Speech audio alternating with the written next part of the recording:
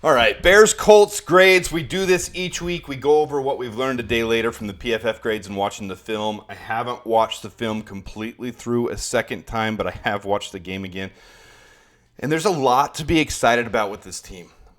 If you guys haven't hit the subscribe button, subscribe. You're going to appreciate that I give you a different perspective than what 670 The Score, ESPN 1000, mainstream media. You're going to appreciate that I give you a different perspective because it's there. Like, it's all before us to see what's going on with this team. And you just have to dissect it and be a nerdy analytical dork like I am. And yes, I'm a nerdy analytical dork. That's what I am. All right, so Colts obviously won 21-16. I'm going to give you my brief cliff notes real quick. Unfortunate is what I'm going to call this game. Unfortunate, 100%. Just bad things falling into place, but 75% driven by bad play calling and bad coaching. I think it can be fixed. I'm not calling for Matt Eberflus's head. I think he's a great defensive mind. I'm not sold on Shane Waldron anymore. I think Chris Morgan shouldn't have been kept. I think that way they were doing that for cohesion, but I think it was a huge mistake to promote him to run game coordinator.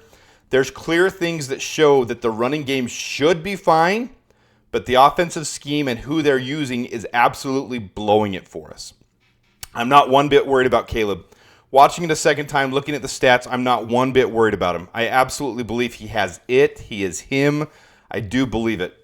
Now, I understand there's Bears Civil War 2.0, and I've actually had people messaging me. I'm not elaborating here, people. There's people messaging me saying, make another Justin Fields video, make a prove it video, make a stick it in their face video showing that you were right. It's not the point. The point isn't right or wrong. Justin could have won with this team. I don't think Justin would have been a dynasty, multiple Super Bowl, Pat Mahomes type quarterback. I think we could have won a Super Bowl with Justin with everything falling our way and going right and him managing the game well and a really elite defense. Think 2006, 2007 Bears, but with a Justin quarterback with that good of a defense and with Devin Hester. Like, yeah, we could have won the Super Bowl with that team. 100% we could have. But is he a Pat Mahomes? And I caught a little flack for what I said yesterday on my late night reaction video. I wasn't calling Justin a trash quarterback. What I said was Caleb Williams is an actual NFL quarterback. That's what I said. And what I meant was an NFL pro quarterback. Now, Justin has the ability to throw big throws and to get zip in there. He doesn't see the field the way that Caleb sees the field. Now, Caleb's a rookie, and he just finished game 3 where there was huge progress. And I'm going to point out the things he did poorly on this video. But I really feel like he has the touch, the zip, the release, and the intelligence. And I'm not saying Justin doesn't.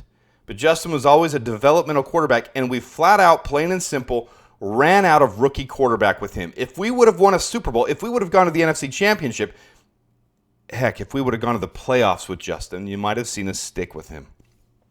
I'm not pro-Justin, anti-Caleb. I'm not anti-Caleb, pro-Justin. I'm not going to split the fence and start civil war again because that's not what it is. I hope Justin takes the Steelers to the playoffs, to the Super Bowl, and the Bears can meet him there and Caleb can beat Justin in the Super Bowl. That's what I hope. That's what I would like to see. Realistic, probably not going to happen, but I'd like to see it. I wish both success. But what I am saying is for a rookie quarterback in his third game, I'm very impressed. So let's just jump into it. Let's jump into the stats of this game. Let's jump into the PFF grades. First of all, here's the team grades through 3 games. This is where this team stands. Overall, our team is 24th as far as PFF grades go. Our offense is 29th, our defense is 9th, and our special teams is 12th. Some of this won't have complete context to it. Take from it what you want. There it is in front of you. Let's get into this individual game. So here's our offensive studs for this game. Move this up again. Cole Kmet was our highest PFF grade at 86.0. Roschon Johnson, 75.1. So you guys tell me why he's barely getting touches now, because I can't figure that one out. I'm going to flat out say this team right now is being ruined by coaching, not by a rookie quarterback. We could have won this game very easily with proper coaching. Now look at all the linemen up here at the top. Darnell Wright, Braxton Jones, Matt Pryor. Really good grades by all these guys. In fact, all of them. Tevin Jenkins and Coleman Shelton weren't in the duds. I always put my 65 and above, who I think are starter quality. If you've got a 65 grade or above, you played starter quality enough to win the game for the team. Coleman Shelton and Tevin Jenkins weren't below 50. I do my duds as well, and my duds are 50 and below. I usually jump right there. Let's go. Here we go. The duds, 50 and below. DeAndre Swift right on the borderline, 51.5. Gerald Everett and Mercedes Lewis below 50. So our offensive duds right there. Now go back. We'll look at our pass blocking so far, guys. I've got to dispel the narrative, and I know I get a little bit of hate for this. You guys don't want to hear this. You don't want to hear what I'm about to say. This offensive line is not bad. It's not bad. It's not bad. Can I say it? It's not bad. This offensive line is not bad. This offensive line is better than it's been in 4 years. We have not had an offensive line this good in 4 years. Is it top tier? No. Can we rely on it like the Packers can, like the Lions can? No. The Vikings don't have a line as good as the Packers and the Lions, but the Vikings are still playing better too because of coaching. Coaching is the answer here, guys. Coaching is the problem. So there's your grades for it. It is what it is. For your pass blocking, Tevin Jenkins had a great pass blocking game. Darnell Wright had a great game. Braxton Jones had a great game. Matt Pryor, Nate Davis even had a good game.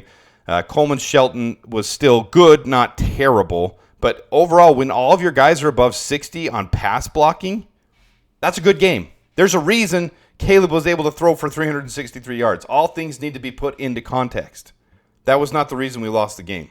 For run blocking, right now we stand 23rd on run blocking grades. And our highest grade was 65, which is what I say starter quality is. So when your highest is barely starter quality, you've got a little bit of an issue. You've got Cole Kmet at 64.7, Darnell Wright 64.3, all the way down. You see Tevin Jenkins down at 40.8. He had a rough game. Coleman Shelton 52.7, Gerald Everett 57.7. It's not just their ability, though. It's the scheming being called. And look, we're 23rd in run blocking grades. We shouldn't be last. Well, the Raiders are actually last in running. But we shouldn't be 31st in running. And part of that is DeAndre Swift. We're using him so poorly. He's not being used properly, and we're not using Rojo properly. Roschon Johnson should absolutely be in on more than half of the running plays. Just because we paid DeAndre Swift $8 million a year doesn't mean he's automatically the starter. The best player should be playing, and Roschon Johnson clearly showed from last night's game he was the better player. All right, let's transition and go over to the defensive studs, and here's your guys above 65 PFF grade. Normally, there's a lot more than this. This wasn't the best defensive outing for our guys. It wasn't. The Colts offensive line really held down the pressure. We didn't get enough pressure on them. We left them the ability to get back there. Anthony Richardson had a bad game. He's been a bad player so far. He's like Caleb. Okay, I got to be careful what I say. He's as far as inexperience and needing reps. Caleb's much more accurate, sees the ball better, has better zip on his ball. I'd 100 times out of 100 rather have Caleb than Anthony Richardson. So they didn't have issues with him being able to sit back there and process, though. There's a reason he got another 60-yard dime on us, because we couldn't get the pressure on them. But as far as best players of the game, Jack Sanborn, Kevin Byard, Austin Booker. But Booker only had 8 snaps, but that's normal for him, and Sanborn's rotational. He only had 11 snaps. Tremaine Edmonds had a 69, Tyreek Stevenson 67, Jalen Johnson 66. But even for their standard, Tyreek and Jalen Johnson wasn't the best game for them. Jalen had the awesome pick, obviously, to start the second half. That was big. But then, just bad circumstances in this game to turn around and not be able to capitalize on that. To not be able to capitalize on 4th and goal. I'll break that down this week later, but when you've got first and goal from the 4-yard line, and you're running shotgun handoffs for 3 times in a row, which, one of those actually went really well with Khalil Herbert, so props for using Khalil Herbert for pounding it in there. Khalil and Roschon beat, but then later in the game, the touchdown with Cole Kmet, guys, that should be a staple for this team. The play action, they bid on it. On that same play, if you look on 4th down when they did an option sweep play to DeAndre Swift, Cole Kmet was blocking on the right side. Did his block. He could have easily broke off, In fact, when I'm looking at it again, I'm just like, oh, man, I wish DeAndre Swift would have seen it and just hucked it up over to the right side because he could have hit Cole Kmet. It's not realistic. That's not how it works. That's not how it plays. You know, he could have hucked that up and easily fallen into someone else's arms, pick six. So I'm just in my head, I'm just like, man, that would have been perfect to roll out Cole Kmet right there, touchdown. But instead, it's coaching. This game is coaching. And then to hear Matt Eberflus afterwards say on that specific play, we like the play, we need to execute. I'm just like, bro, like I can defend you, but you have to be accountable and you have to be realistic about what's happening with this team because that was not it. Those 3 run plays, I mean, we ran 60+% passing plays this entire game, and that happens when you're playing from behind, so I get that too. You still got to establish the run, but then when you are not establishing the run and then on 1st and goal from the 4-yard line, even the announcers, if you're listening to that game, go back and listen to 3rd and 4th down. DeAndre Carter is blocking one of their best defensive linemen on the outside, and Carter's looking there like, what the crap am I doing right here in this situation? It reminded me last year of our smallest 5'8" Trent Taylor on blocking on the same type of situation. It was very Luke Getsy-esque. Makes me wonder, don't run with the pitchforks and torches when I say this. It makes me wonder if Matt Eberflus is micromanaging Shane Waldron. This doesn't look like the same Shane Waldron from Seattle. And I'm worried that Matt Eberflus is trying to have too much of a thumb on the offensive side of the ball. Because Shane Waldron is giving Caleb Williams opportunities to throw. He's given him pass pro opportunities. He's given him the opportunity to adapt and adjust into this league. And for the most part, Caleb looks really good. He's making rookie mistakes, but they're normal mistakes that you saw C.J. Stroud make, that you saw Trevor Lawrence make. Now, that's not a good example because Trevor Lawrence is declining. That you saw Joe Burrow make, that you saw Jalen Hurts make, that you saw even Pat Mahomes make. Those same mistakes rookies make. Now, I understand Pat Mahomes didn't play a lot his first year, but adjusting into the league, Justin Herbert, I should say, like he made those same mistakes. These guys, they're not completely accurate first, and they need to get the pro reps. Shane Waldron seems to be doing that. That 4-down series made 0 sense to me, and it will be picked apart, and it should be picked apart, and Matt Eberflus should be accountable for that. I'm not sold anymore that Matt Eberflus keeps his job after this year. I'm not trying to get the pitchforks and the torches out, guys. I'm not trying to start a rally I'm saying there's enough here to make me look at this game when I've watched it through twice and I've looked at the stats and I've looked at, I mean, our run game is not the worst in the league. Our actual running efficiency, our run blocking, it's there except the personnel, DeAndre Swift, and the scheme, the play call that's being made. These are not the right play calls to utilize it. And it could be a totally different story with different players being used and different calls being played up. The talent is there. That's the best way to say it at the end of the day. The talent is there, and we're not utilizing that talent. The defensive duds, I got to move me off for this one.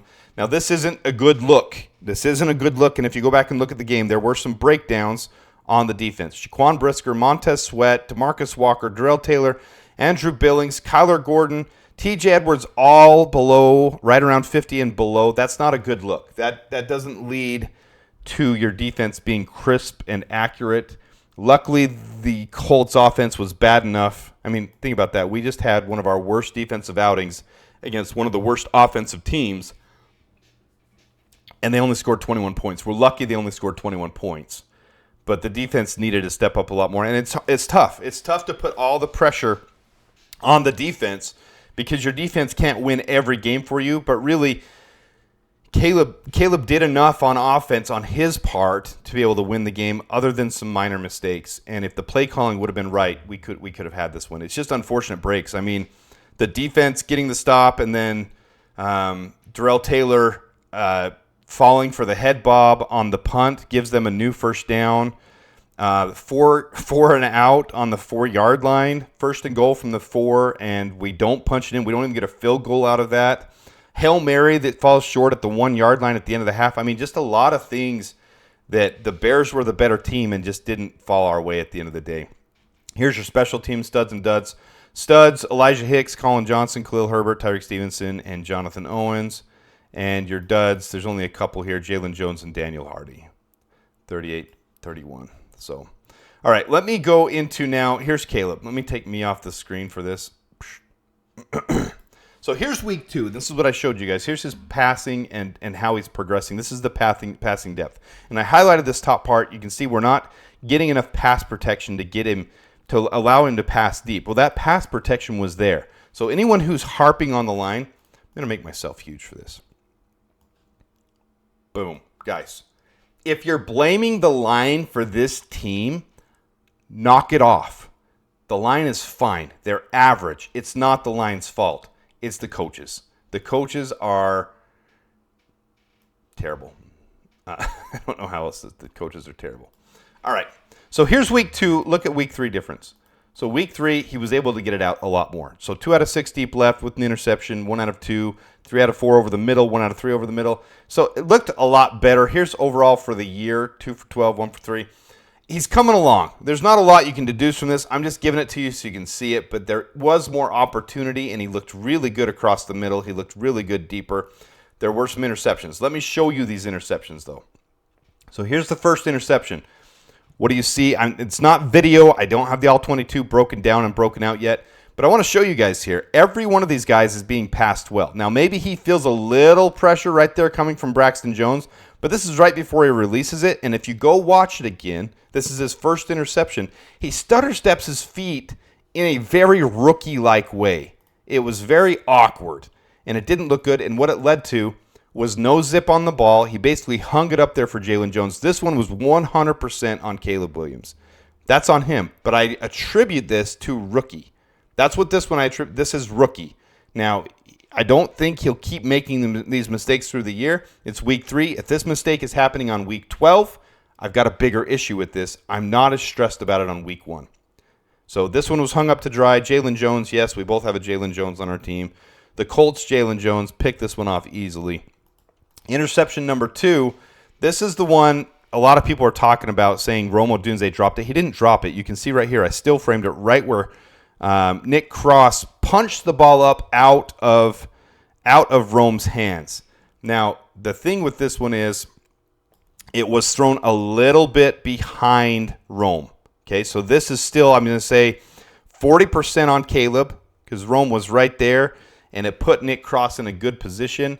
So a little bit errant on the throw, a little behind, and then Nick Cross pops it up, and Jalen Jones is the one to the left there that's right behind him that scoops it up out of the air because Nick Cross pops it up. So not terrible. It could have been a better play. It could have been a better thrown ball, but really he was throwing it into double coverage. I don't blame him completely on that one, but it wasn't the best throw, but it wasn't a terrible spot either. And then the fumble. Here's the thing on the fumble. So here's Caleb. You see him dropping back. The circle is on Mercedes Lewis and Cole Kmet. They're both blocking there. We got almost max protection. We got 6 guys, and they've only got their 4 rushers. So this isn't a good look. You got your 7th guy there in the backfield coming up to block, and he just whiffs. And so what happens?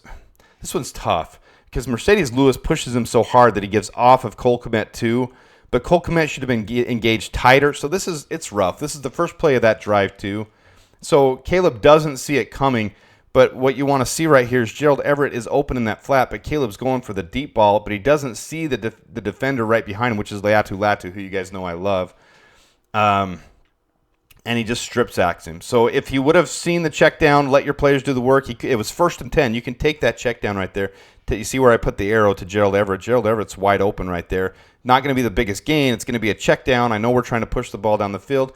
And that's what Caleb talked about last game is I don't need to push it so hard. And he talked about that. So this is a rookie thing here too. There's only so much to break down from Caleb doing good or bad. There's things to learn from this, and this is the stuff he'll be looking at in the film room. But I don't put all – I mean, you got 7 guys there blocking. They should have held Latu, and he didn't see him, so he had his arm a little bit loose, and then he got strip sacked. Not all of that is on Caleb. All right, so we're running along on the grade video here. I'm going to wrap it up. But so far, the team – I think this team has a lot of promise. I'm not backing off from the 10.5 wins that Vegas had projected. Now, I know a lot of people who haven't seen my videos need to go back and watch that. For individual games, they have us at 10.5 wins. Before the season, they had it at 8.5. They moved it to 9. Individual games, they had us for 10.5. Obviously, we lost a 50-50 one. So far, let's see here. This is where Vegas had us on individual games, what adds up to 10.5 wins. So we won against the Titans. We lost against the Texans. We were a 50-50 game against the Colts. That's how they had us at the beginning of the year. Now it's a 50-50 game against the Rams. So now we need to win another one of these 50-50 games to be able to get back to 10.5 wins. So it's not despair time. It's not doom and gloom time. It's not time to panic about anything. I think the team is just fine.